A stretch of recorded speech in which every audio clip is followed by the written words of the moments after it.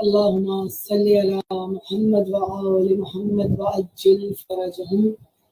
أعوذ بالله من الشيطان الرجيم. بسم الله الرحمن الرحيم. الصلاة والسلام على سيد الأنبياء والمرسلين وخاتم النبيين وشافع المذنبين أبي القاسم محمد.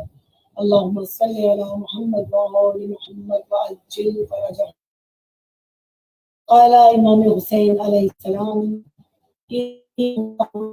شرا ولا بطرا ومفسدا ولا ظالما وانما خرجت بالاصلاح في امة جدي اريد ان امر بالمعروف وانهى عن المنكر واسير بسيرة جدي وابي علي ابن ابي طالب.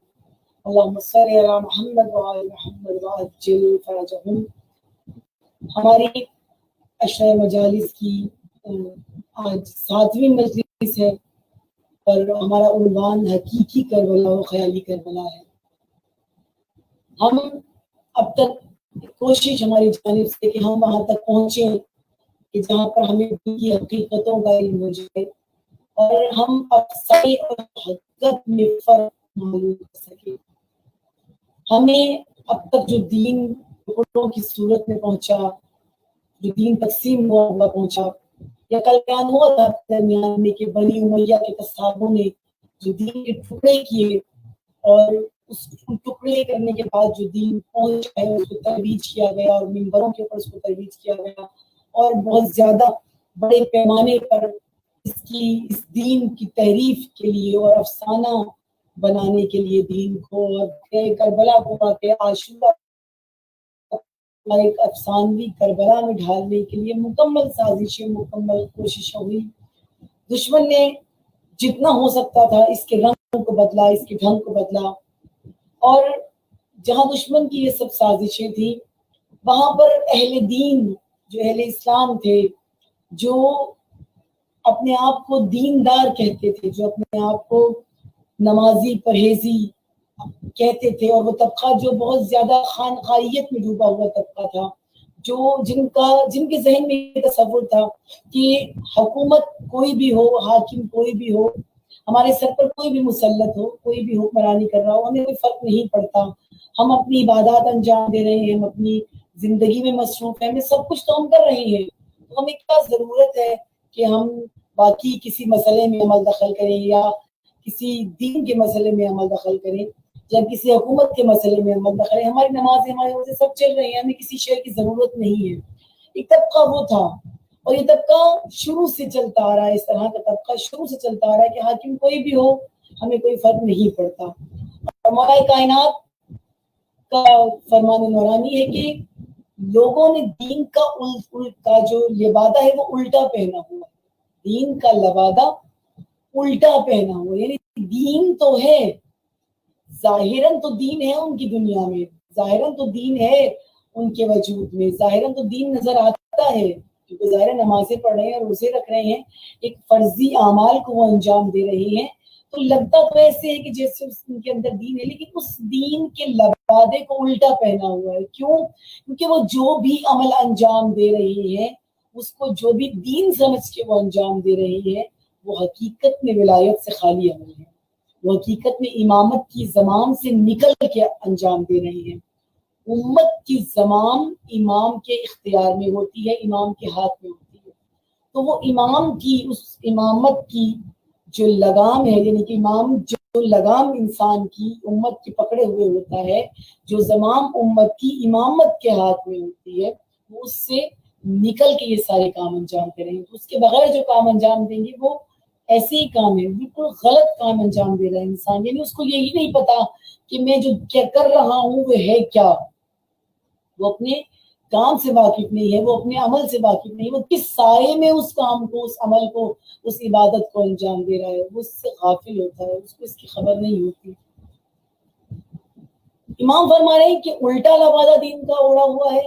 یعنی جب دین کا الٹا لبادے سے مراد کیا ہے کہ جب اب آپ کوئی قمیض الٹا پہنتے ہیں، جب آپ کوئی پیرہن الٹا پہنتے ہیں تو کیا ہوتا ہے، وہ کل الٹا، سارا کا سارا الٹا ہو جاتا ہے. اس کا گلا الٹا ہوتا ہے، اس کی آستینیں الٹی ہوتی ہیں، اس کا اس کے بٹن الٹے ہوتے ہیں، اس کا سب کچھ الٹا ہوتا ہے، سلائیاں اس کی نظر آ رہی ہوتی ہیں، بہت بدنما لگتا ہے وہ، کیونکہ الٹا ہو چکا ہوتا ہے۔ امام فرما رہے ہیں کہ الٹا لبادہ دین کا انہوں نے اوڑھا ہوا ہے، یہ سب کچھ ایسا ہی ہے۔ اور امام حسین علیہ السلام کا بھی یہی کلام نورانی ہے۔ جب امام نے عالم دیکھا امت کا، تو امام حسین نے فرمایا کہ اس وقت جو دین ان کی زندگیوں میں باقی رہے ہے، وہ دین اتنا ہے کہ جتنا الٹے برتن میں تری باقی رہ جاتی ہے۔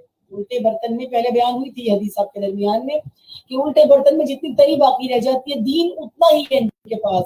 اور امام معصوم ہی کا فرمانا ہے کہ ان کی زبانوں پر دین صرف ذائقے کی حد تک باقی ہے، یعنی صرف ذائقتاً کہتے ہیں، صرف ایک ذائقہ ہے ہم مسلمان، ہم اپنے یعنی مسلمان جس کی عزت محفوظ ہوتی ہے، مسلمان جس کا آبرو محفوظ ہوتی ہے، تو اس لیے یہ کہہ دو کہ ہم مسلمان ہیں۔ زبان پر ایک ذائقے کی طرح ہے دین، زبان پر ایک ذائقے کی طرح ہے اسلام، اور جب وہ ذائقہ اچھا نہیں لگتا تو بعض اوقات یہ صورتحال بھی آتی ہے کہ لوگ اس کو تھوک دیتے ہیں، اس دین کے ذائقے کو تھوک دیا جاتا ہے جب وہ کڑوا لگتا ہے۔ اور وہ کڑوا کب لگتا ہے؟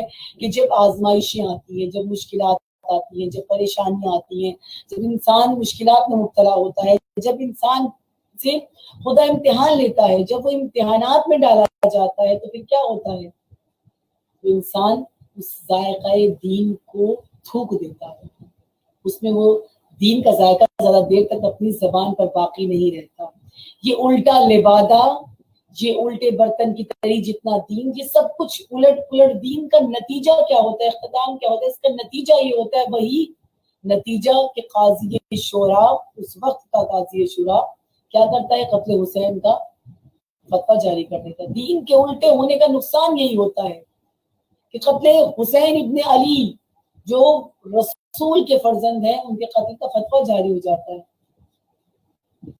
وارث دین کو قتل کرنے کا فتویٰ جاری ہو جاتا ہے دین کے ذریعے سے، یعنی ایک ایسا افسانوی دین، ایک ایسا غیر حقیقی دین جو بنایا گیا تھا اور پھر اس کو ترویج کیا گیا تھا، اس کے ذریعے سے قتل حسین فرزند رسول وارث دین کا دین ہی کے ذریعے سے قتل کا فتویٰ جاری کر دیا جاتا ہے۔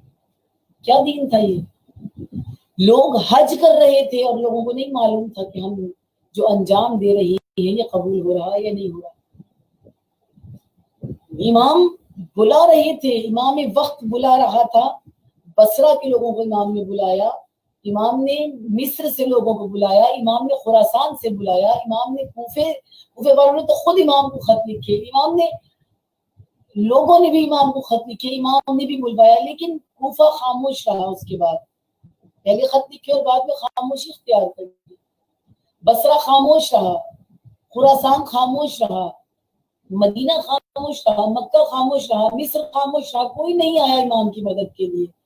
ہر جگہ ایک خاموشی طاری تھی۔ کیوں؟ کیونکہ دین تھا ان کی زندگی میں، لیکن الٹا، زبان پہ ذائقے کی طرح ان کے دین تھا، اس سے زیادہ کچھ بھی نہیں تھا۔ یہ کربلا کا، اس تاریخ کا یہ بہت بڑا اس وقت کا المیہ تھا کہ جب امت یزید جیسے حاکم میں مبتلا ہو گئی تھی۔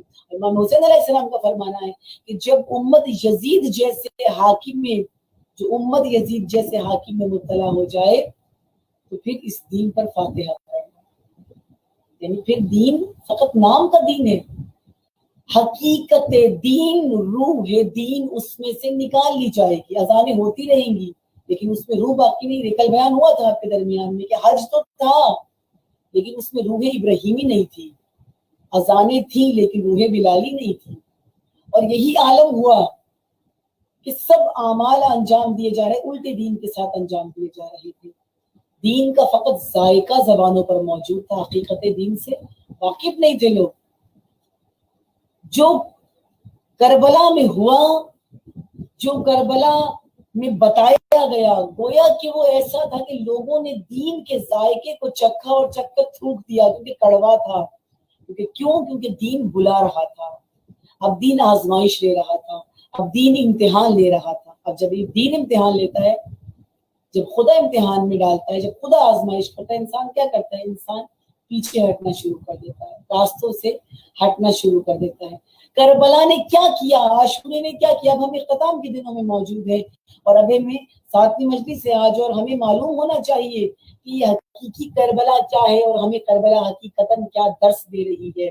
کربلا نے کیا کیا، کربلا نے حقیقت دین کو زندہ کیا، کربلا نے اس مردہ دین کو دوبارہ سے زندہ کیا، اور نہ فقط زندہ کیا بلکہ کربلا نے اس دین کو برملا کر دیا، حقیقت دین کو زندہ کر کے اس کو برملا کر دیا۔ کیسے برملا کیا؟ اس کربلا نے ہر زمانے کے قاضی شورا کی حقیقت کو کھول کے دیا، اس زمانے نے اس کربلا نے، اس عاشورے نے ہر زمانے کے شمر کے چہرے کو عیاں کر دیا۔ اس کربلا نے، اس حقیقی کربلا نے، جو ہم اگر حقیقت کربلا سمجھیں تو حقیقت کربلا نے ہر زمانے کے خولی کو سامنے کر دیا، ہر زمانے کے کوفی کے چہرے پر سے نقاب کو ہٹا دیا، ہر زمانے کے الاجل الاجل کہنے والے اور بعد میں امام کا ساتھ چھوڑنے والے سب کے چہرے کو اس کربلا نے، اس عاشورے نے عیاں کر دیا۔ لیکن اگر حقیقت کربلا کو سمجھا جائے، عیاں ہو گئی حقیقتیں، حقیقت پتہ ہی، لوگ افسانوں کی دنیا میں غرق تھے، لوگوں کے ذہنوں میں کربلا کا تصور یہ تھا کہ یہ 2 بادشاہوں کی جنگ تھی، یہ 2 شہزادوں کی جنگ تھی، یہ کوئی کہتا تھا 2 خاندانوں کی جنگ تھی، کیونکہ شروع سے ایک سلسلہ تسلسل جو ہے قریش میں ان 2 خاندانوں کا چلا آ رہا تھا، اور ایک عزت، ایک مقام بنی ہاشم کو حاصل تھا۔ لوگ یہ سمجھ رہے تھے یا یہ ترویج کیا جا رہا تھا، اس بات کا افسانہ بنایا جا رہا تھا، اس کی ایک کہانی بنائی جا رہی تھی کہ کیا ہے کہ کربلا کی حقیقت 2 شہزادے، 2 بادشاہ یا 2 خاندانوں کی جنگ ہے۔ نہیں، امام حسین نے بتایا کہ تم غلط سمجھتے ہو، جو تمہارے تصور میں ہے کربلا وہ جنگ نہیں۔ امام سے پوچھو کہ آپ نے جو کربلا حقیقی برپا کی ہے یہ کیا ہے، نہ ذاکروں اور خطیبوں سے پوچھے کہ حقیقت کربلا کیا ہے، آئیں امام کے فرمان پڑھیں، امام سے پوچھیں کہ حقیقت کربلا کیا ہے، امام سے پوچھیں کہ کربلا کا میسیج کیا ہے، امام سے پوچھیں کہ کربلا کی حقیقت کیا ہے اور کربلا کا پیغام کیا ہے۔ امام بتا رہے ہیں کہ اصل میں کربلا کی جنگ حسین اور یزید کی جنگ نہیں تھی، کربلا کی جنگ 2 بادشاہوں کی، 2 خاندانوں کی، یا کسی عورت کے پیچھے جنگ نہیں تھی۔ اور یہ بھی واضح ہے کہ یہ نام حسین اور نام یزید کے درمیان میں جنگ نہیں تھی، بلکہ امام حسین علیہ السلام نے واضح کیا کہ یہ حق اور باطل کے درمیان میں جنگ تھی، یہ جنگ حق و باطل کے درمیان میں تھی، یہ افسانے اور حقیقت کے درمیان میں جنگ تھی، یہ امام ہدایت، امام نور اور امام دین، یعنی امام حسین علیہ السلام جو امام دین بھی ہے، امام نور بھی ہے، امام ہدایت بھی ہے، یہ جنگ امام ہدایت اور امام نور اور امام نار کے درمیان تھی، یہ جنگ امام نار و نور کے درمیان میں تھی، یہ جنگ حقیقت اور افسانے کے درمیان میں، یہ جنگ کفر اور اسلام کی جنگ تھی۔ حقیقت میں ظاہراً لگ رہا تھا کہ وہ مسلمان ہے، لیکن حقیقت میں ایسا نہیں تھا، حقیقت میں یہ کفر اور اسلام کی جنگ تھی، یہ حق و باطل کی جنگ تھی، جو فتح ہوئی حسین ابن علی کے ذریعے سے، امام حسین ابن علی نے اس کو فتح کیا، دین کی حقیقت کو زندہ کر دیا، دین کی حقیقت کو برملا کر دیا۔ کربلا وہ مقام ہے کہ جس نے حقیقت دین کو زندہ کیا ہے، ابن زہرا کے ذریعے سے حقیقت دین کو کربلا نے زندہ کیا ہے، اور جناب زینب نے کیا کیا ہے، جناب زینب نے کربلا کو زندہ کیا، کربلا نے دین کو زندہ کیا، جناب زینب نے کربلا کو زندہ کیا۔ اسلام مرجھا جاتا، اسلام ختم ہو جاتا، اسلام فنا ہو سکتا تھا اگر زینب نہ ہوتی، اگر حسین نہ ہوتے، اسلام مرجھا جاتا، اسلام میں تحریفات بڑھ جاتی، اسلام کا ایک الگ چہرہ، ایک شرمندہ چہرہ لوگوں کے سامنے ہوتا اگر جناب زینب سلام اللہ علیہا کا وہ کارنامہ نہ ہوتا۔ کیوں؟ کیونکہ جو افسانوی دین بتایا جا رہا تھا وہ دین حقیقتی دین نہیں تھا۔ جب امام زین العابدین جب شام سے واپس آئے ہیں، یہ قافلہ واپس آیا، تو ایک بہت بڑے جید صحابی کا بیٹا آیا امام کے پاس، اور آ کر اس نے امام سے پوچھا، سوال کیا، امام کا دل جلانے کے لیے اس نے سوال کیا تھا۔ حقیقت میں اس نے جو نمک، زخموں پر نمک لگاتے ہیں نا، نمک پاشی کرنے کے لیے سوال کیا تھا امام سے۔ اس نے امام کے پاس اگر سوال کیا، صحابی کا بیٹا ہے، اور کہا کہ کربلا کا کیا نتیجہ نکلا، وہ بتانا چاہتا تھا کہ سب تو مارے گئے، سب تو قتل ہو گئے، سب تو شہید ہو گئے، کوئی بھی زندہ تمہارے مردوں میں سے سوائے تمہارے کوئی زندہ واپس نہیں آیا. تمہارے بابا قتل ہو گئے، بھائی قتل ہو گئے، چچا قتل ہو گئے، گھرانہ تباہ ہو گیا، سب کو قتل کر دیا گیا کربلا میں. ان کے ذہن میں یہ تصور تھا کہ کربلا تم ہار کے آئے ہو اور یزید جیت گیا ہے. اس لیے نمک پاشی کرنے کے لیے اس نے سوال کیا امام سے کہ کربلا کا نتیجہ کیا نکلا. امام نے کیا جواب دیا؟ امام نے کہا صبر کرو، ابھی وقت اذان ہونے والا ہے، ابھی اذان کا وقت ہونے والا ہے، صبر کرو. اور اس کے بعد جب اذان ہوئی تو امام نے کیا فرمایا کہ سن رہے ہو یہ اذان، نام خدا کو بچایا ہے میرے بابا نے. ہم نے تم پوچھتے ہو کہ کیا نتیجہ نکلا؟ نام خدا، نام رسول، توحید مٹ رہی تھی، میرے بابا نے بچائی ہے. رسالت ختم ہو رہی تھی، حسین ابن علی نے بچائی ہے. تم ہم سے پوچھتے ہو کہ کیا بچا ہے، تم ہم سے پوچھتے ہو کہ کیا نتیجہ نکلا، تم ہم سے پوچھتے ہو کہ سب ختم ہو گئے، کیا نتیجہ نکال کے لائے ہو، کیا بچا کے لائے ہو. ہم دین خدا کو بچا کر لائے ہیں، ہم ان اذانوں اور تمہاری نماز کو بچا کر لائے ہیں، ہم توحید کو بچا کر لائے ہیں، ہم رسالت کو بچا کر لائے ہیں. یہ نتیجہ ہے کربلا کا، ہم یہ بچا کر لائے ہیں، تم ہم سے پوچھتے ہو. جب امام زین العابدین علیہ السلام نے یزید کے دربار میں خطبہ دیا تو کیا خطبہ تھا؟ تاریخ کربلا پڑھیے، یہ قصے کہانیوں اور نہ یہ دن ایسے ہیں کہ ان کو ہم قصے کہانیوں پر کہانیاں سنا کر اور اپنے اپنے گھروں میں چلے جائیں. حقیقت کربلا کو سمجھنے کے ایام یہی ہیں، عاشورہ برپا کرنے کے ایام یہی ہیں، عاشورہ کو سمجھنے کے ایام یہی ہیں. امام زین العابدین دربار یزید میں موجود ہیں تو امام نے خطبہ دیا، اور پھر جب خطبہ دے رہے تھے امام، تو امام نے اپنا تعارف کرایا. کیا تعارف کرایا امام زین العابدین نے؟ امام نے فرمایا، سب سے پہلے کہا کہ میں ابن الحسین ہوں، میں حسین کا بیٹا ہوں، میں فرزند رسول ہوں، میں فرزند زہرا ہوں، میں فرزند علی بن ابی طالب ہوں. پہلے اپنا یہ تعارف کرایا کہ میں علی کا بیٹا ہوں، میں حسین کا بیٹا ہوں، میں رسول کا بیٹا ہوں، میں فاطمہ زہرا کا بیٹا ہوں. یہ سب بتایا. جب تعارف کرا لیا اس کے بعد بڑا عجیب عمل کیا امام نے. امام نے اس کے بعد اپنا ایک اور تعارف کرایا، اور یہ تعارف بڑا عجیب تھا اور بڑی گہرائی تھی اس تعارف میں. امام نے کیا فرمایا؟ امام نے فرمایا اس دربار یزید میں امام کہہ رہے ہیں کہ میں کعبے کا بیٹا ہوں، میں زمزم کا بیٹا ہوں، میں مینا کا بیٹا ہوں. امام فرما رہے ہیں میں کعبے کا بیٹا ہوں، میں زمزم کا بیٹا ہوں، میں مینا کا بیٹا ہوں. کیوں کہا امام نے؟ کیا وجہ ہے؟ پہلے بتا دیا میں علی کا بیٹا ہوں، فاطمہ کا بیٹا ہوں، رسول کا بیٹا ہوں، حسین کا بیٹا ہوں، بتا رہے ہیں. لیکن پھر یہ بتانا کیوں ضروری تھا کہ میں کعبے کا، میں زمزم کا، میں مینا کا بیٹا ہوں؟ کیوں؟ کیونکہ امام یزید کے دربار میں رہے ہیں، لیکن آنے والی یہ 1400 سال تک آنے والی ہر نسل کو اور قیامت تک آنے والی ہر نسل کو امام واضح کر رہے ہیں کہ میں کعبے کا بیٹا ہوں. یعنی کعبے پر یزید حملہ کر رہا تھا، ہم نے کعبے کو بچایا، میں کعبے کو بچانے والے کا بیٹا ہوں. تم مٹانا چاہتے تھے، جو بچ گیا وہ کعبہ ہے، وہ ہمارا ہے، وہ ہم نے بچایا ہے. میں مینا کا بیٹا ہوں، تم مینا ختم کرنا چاہتے تھے، میں مینا.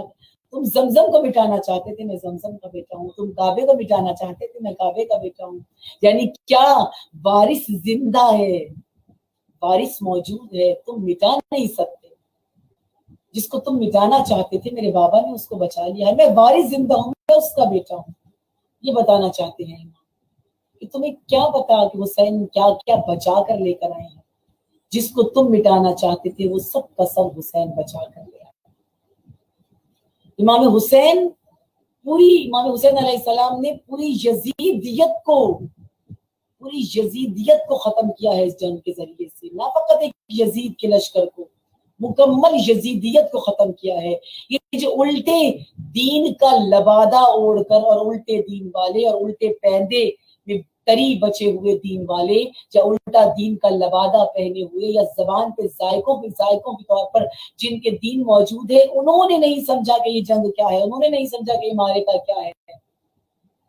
یہ حق و باطل کا معرکہ تھا، یہ غلط اور صحیح کے درمیان میں جنگ تھی.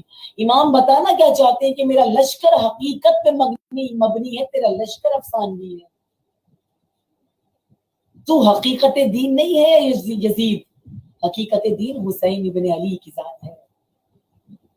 خدا نے مردوں کو زندہ کرنے کے لیے ابن مریم کو بنایا۔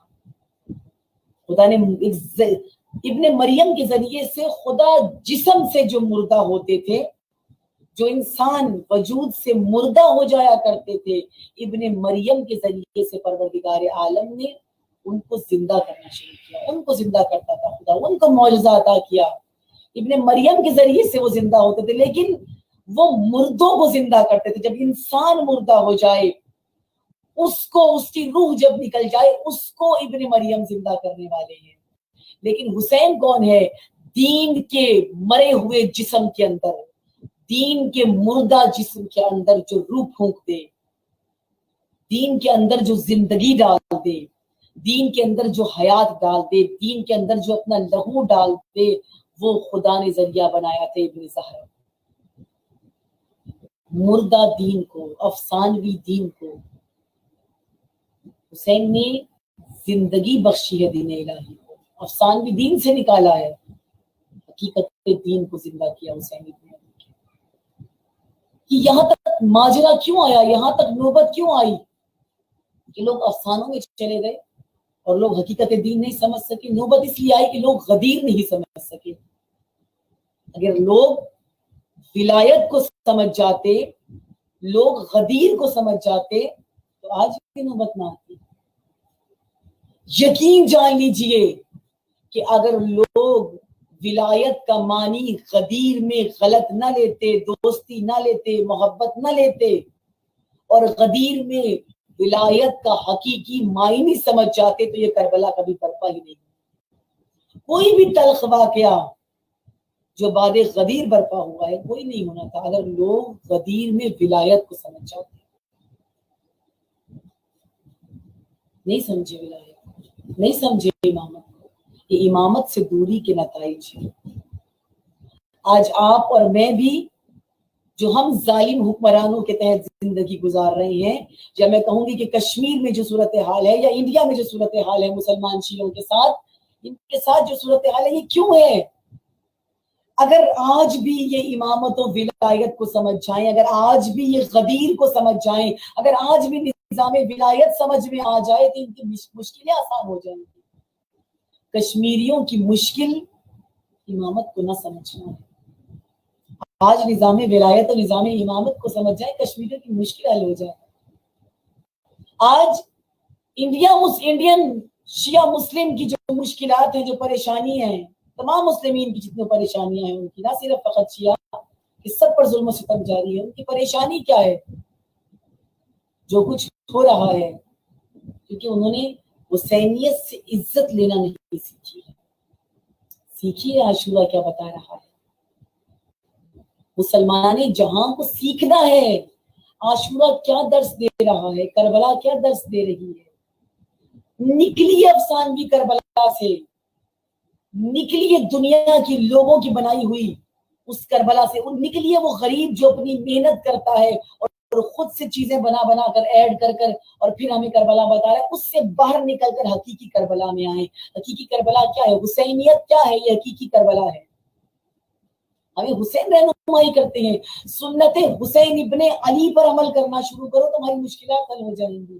سنت حسین ابن علی یہ نہیں ہے کہ جو کچھ یزید نے یا پھر جو کچھ فوج یزید نے امام حسین علیہ السلام کے ساتھ کیا، وہ سنت حسین نہیں ہے۔ کیا ہے سنت حسین؟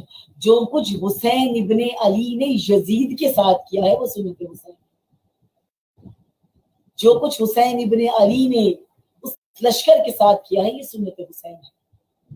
امام سید سجاد کی سنت وہ نہیں ہے جو دشمن نے امام سید سجاد کے ساتھ کیا۔ بہت توجہ رکھیے گا، وہ سنت امام سجاد نہیں ہے جو کچھ دشمن امام کے ساتھ کر رہا ہے۔ سنت امام سجاد کیا ہے؟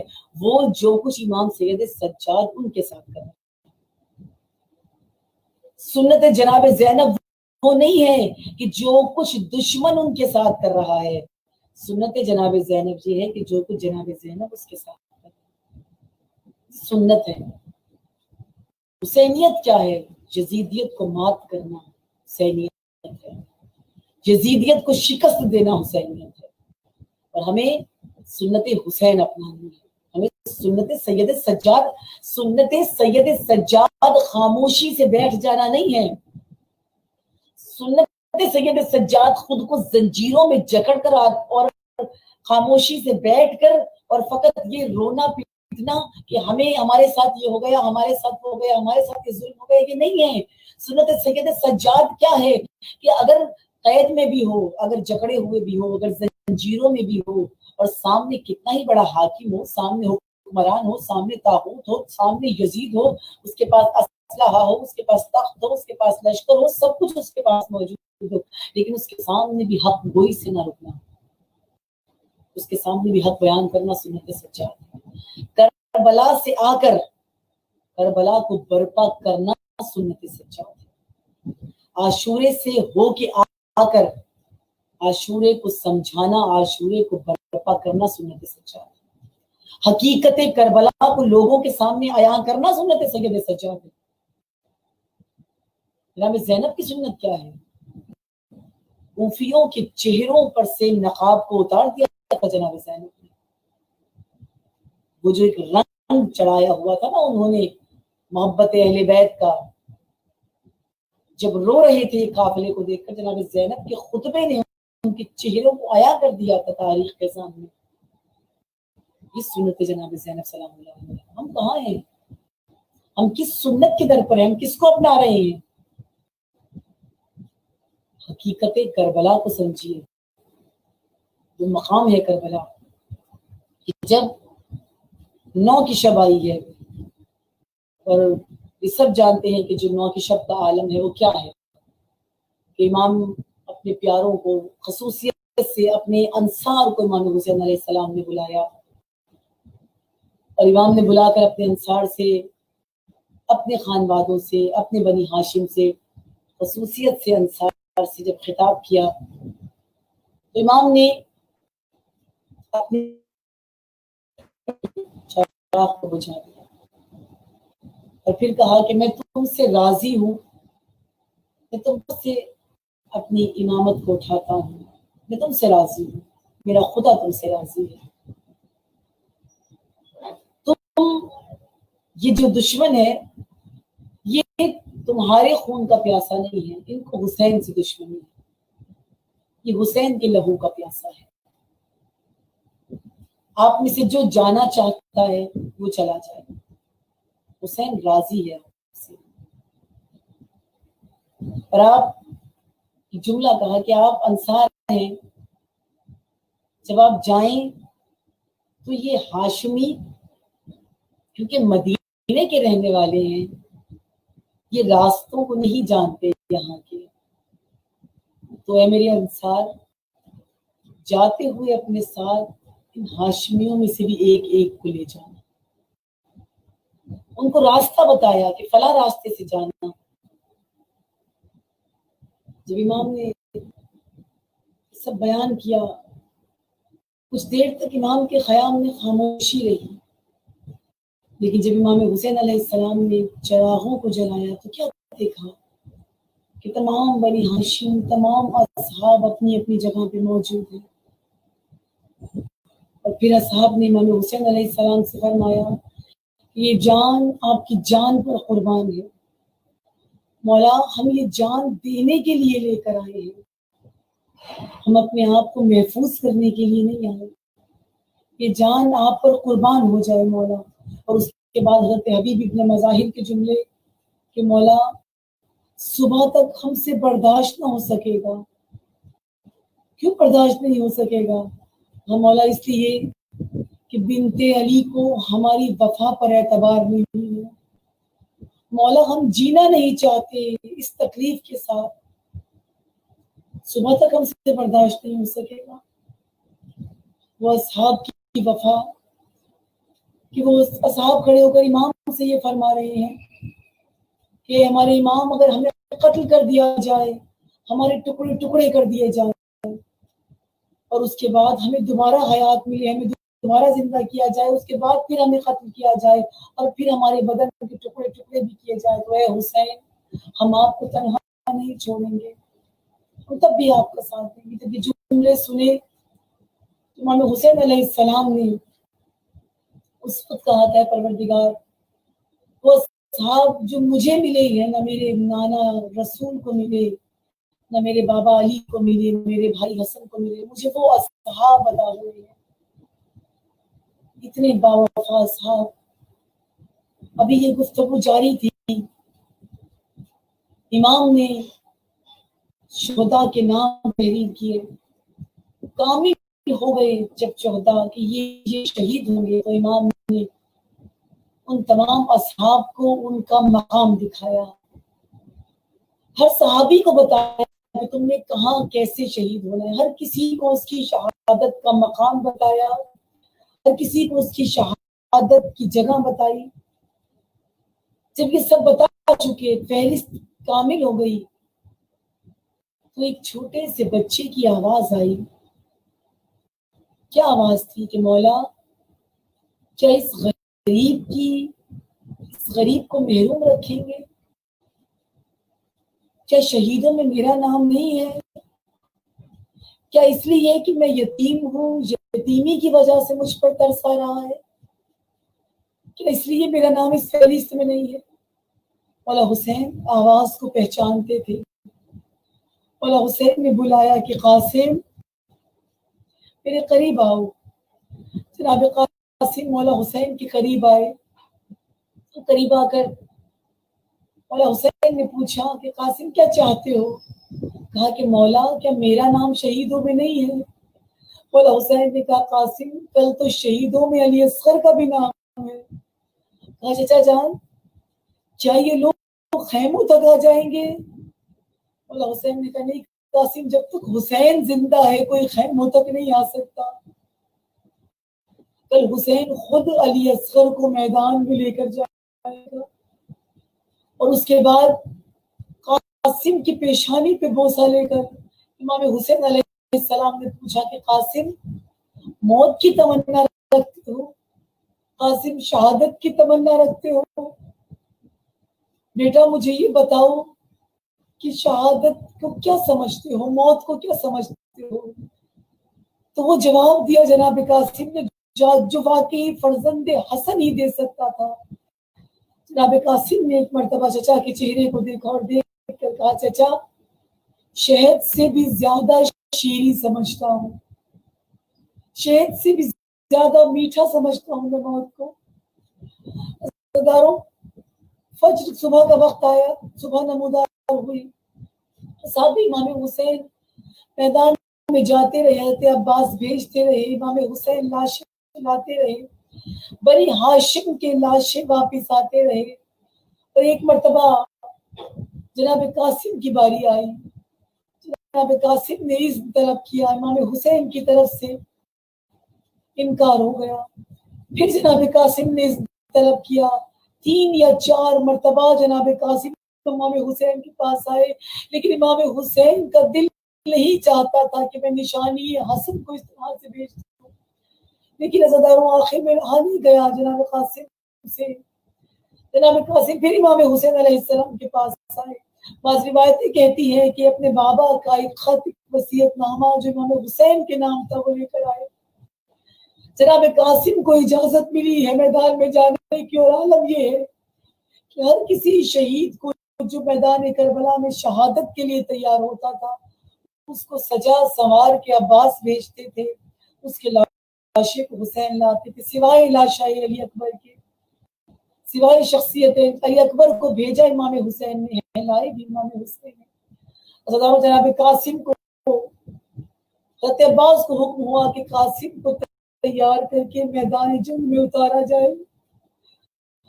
امام حسین کے حکم پر حضرت عباس نے جناب قاسم کو تیار کیا, اور میدان جنگ کا عالم یہ ہے کہ وہ منتظر ہے کہ کوئی آئے اور ہم اس کو قتل کریں, اور جناب قاسم کا عالم یہ ہے کہ کسی طرح مجھے میدان میں جانے کی اجازت مل جائے.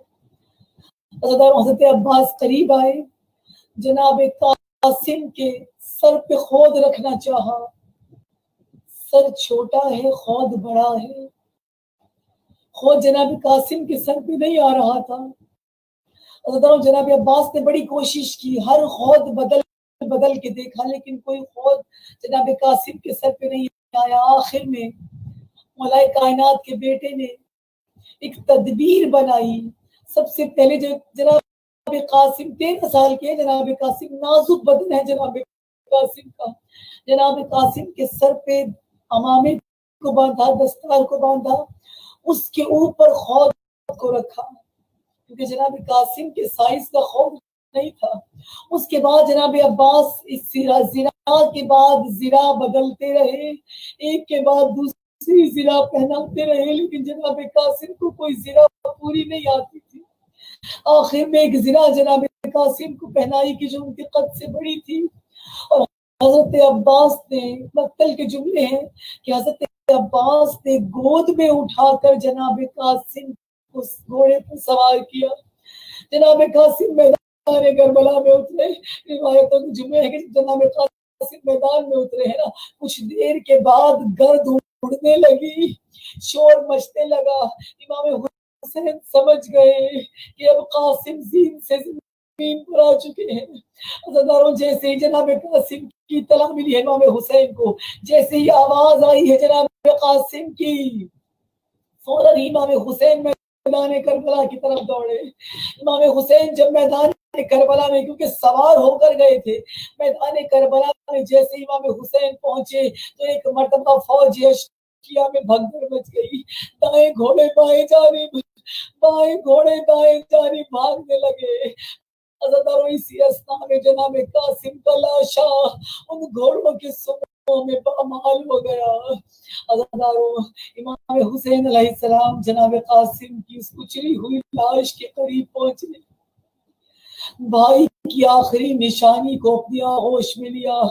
امام حسین نے لاشا جناب قاسم کو اٹھایا، لاشے کو اٹھا کر جب امام جناب قاسم کے لاشے کو اٹھا کر جب امام لائے ہیں نا اور گنج شہداء میں رکھا ہے، تو امام کا انداز یہ ہوتا تھا کہ جب بھی امام کسی شہید کے لاشے کو لا کر رکھتے تھے تو اس کی ماں اور بہن کو بلا کر گنج شہداء میں بتاتے تھے کہ یہ تمہاری طرف سے قربانی قبول ہو گئی، اور امام حسین کھڑے رہتے تھے۔ لیکن جب جناب قاسم کے لاشے کو گنج شہداء میں رکھا اور جناب فروا کو بلایا گیا، تو جناب فروا جب خیمے میں داخل ہوئی تو امام حسین نے جناب فروا سے کہا، فروا یہ دیکھو خدا کی بارگاہ میں تمہاری قربانی سب سے زیادہ قبول و مقبول ہو گئی۔ یہ کہہ کر حسین ٹھہرے نہیں، حسین خیمے سے باہر آ گئے، کیونکہ حسین سے برداشت نہ ہونا تھا کہ ایک یتیم کو اس کی ماں کیسے روئے گی۔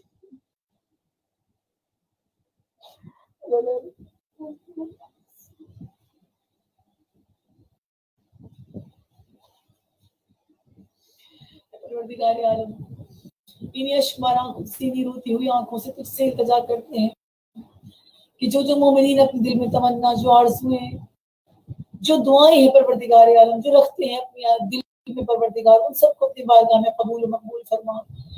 اے پروردگار عالم، تجھے واسطہ ہے اہل بیت اطہار کی عظمت و عزت کا، مسلمانان جہان کی عزت و آبرو کو سلامت رکھنا، ہماری بچیوں کی، ہماری خواتین کی، تمام مسلمان عورتوں کی عزتوں کو محفوظ رکھنا۔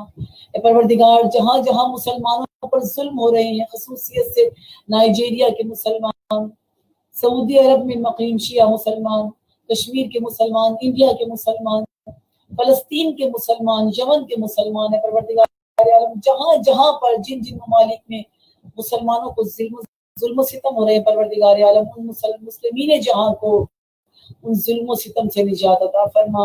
اے پروردگار عالم، تمام ظالمین کو، تمام دشمنان اسلام کو، خصوصیت سے امریکہ اور اسرائیل کو نیست و نابود کر دے۔ جو اسلام کے خلاف سازشیں کر رہے ہیں پروردگار عالم، ان لوگوں کو ان کی سازشوں سمیت نیست و نابود کر دے۔ پروردگار عالم، قائد مقاومت حسن نصر اللہ کو کامیابی و کامرانی عطا فرما اور طول عمر عطا فرما۔ رہبر معظم سید علی خامنہئی سمیت تمام مراجع عظام کو طول عمر عطا فرما، ان کو اپنی حفظ و سلامتی میں رکھ۔ ہمارے استاد محترم سید جواد نقوی کو اپنی حفظ و سلامتی عطا فرما اور دشمنان اسلام کی شر سے محفوظ رکھ۔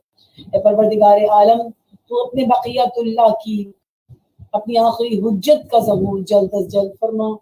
اللہم صلی علی محمد و آل محمد وعجل فرجہ.